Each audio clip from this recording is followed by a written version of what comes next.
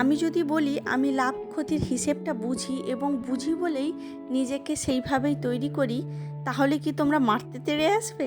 না না, এত কিছু করার দরকার নেই। তবে কেন আমি লাভ ক্ষতির পরিমাণটা বুঝি সেটা আমি তোমাদেরকে আজকে বলবো। নমস্কার বন্ধুরা, আমি ঝুমা। আমার ছোট্ট সংসারের দৈনন্দিন জীবন নিয়ে নতুন ভিডিওতে তোমাকে স্বাগত।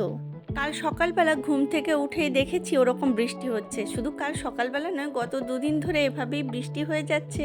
আর যার মধ্যে কাজ তো করতে ইচ্ছেই করছে না, মনও খারাপ করছে।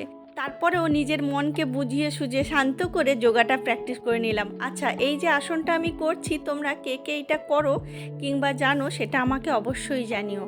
তারপর আমি ঘরের কাজটা একটু করে নিচ্ছি। প্রথমেই দেখলাম মেশিনে অনেকটা কাপড় জমে গেছে, তো কিছুটা বের করে দিয়ে তারপর মনে হলো আবার দিয়ে দিই। যাই হোক, ওটা করে নিয়ে তারপর রান্নার জন্য আমি ব্যবস্থা করছিলাম। রান্নাতে আজকে ধোসা করব। তোমাকে আগের দিনই বলেছিলাম, আগের দিনে ধোসা বানাতে গিয়ে ধোসার ব্যাটারটা নষ্ট হয়ে গেছিলো, সেই জন্য আজকে ইনস্ট্যান্ট ধোসাটা বানিয়ে দিচ্ছি। সুজিটা তাই ভিজিয়ে রাখলাম।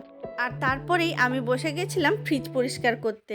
জানো তো, আমার আশেপাশে শুধু নয়, আমার বাড়ির যে কোনো চত্বরে যদি আমার কোনো নোংরা দেখতে লাগে কিংবা অগোছালো দেখতে লাগে, তাহলে সেটা আমার খুব বিরক্তিকর লাগে।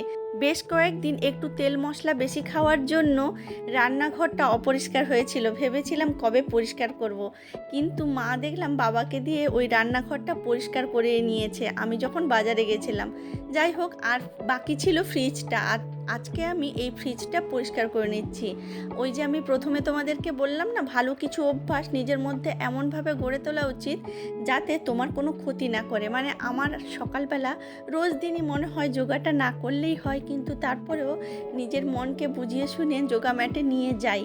জানি ওটা আমার জন্য করা ভালো, সে কারণেই। আর এই যে পরিষ্কার করা জিনিসটাও সত্যি, আশেপাশে পরিষ্কার থাকলে না মনটাও ভালো থাকে, তাছাড়া দেখতেও ভালো লাগে। অনেককেই বলতে শুনি জীবনে লাভ ক্ষতির হিসেব নাকি বেশি করতে নেই, কিন্তু আমি অল্প পরিমাণে হলেও একটু লাভ ক্ষতির হিসেবটা করেই রাখি। তার একটাই কারণ, পরবর্তীকালে এমন কোনো সিচুয়েশানে আমাকে পড়তে না হয় যার জন্য নিজেরই অপমানিত বা লজ্জাবোধ হয়। আমি সেই কাজগুলোই করি যেগুলো আমার জন্য ভালো, মানে এই যোগা করা, ঘর পরিষ্কার করা, আর এখন হয়েছে ঠাকুরের সেবা করা, কিংবা এখন গাছ। হ্যাঁ জানো তো, এর আগে যে গাছগুলো আমি লাগিয়েছিলাম সেগুলো মনে হচ্ছে অতটা ভালো হবে না। যাই হোক, আমি শঙ্খকে বলেছি আবার গাছ আনতে।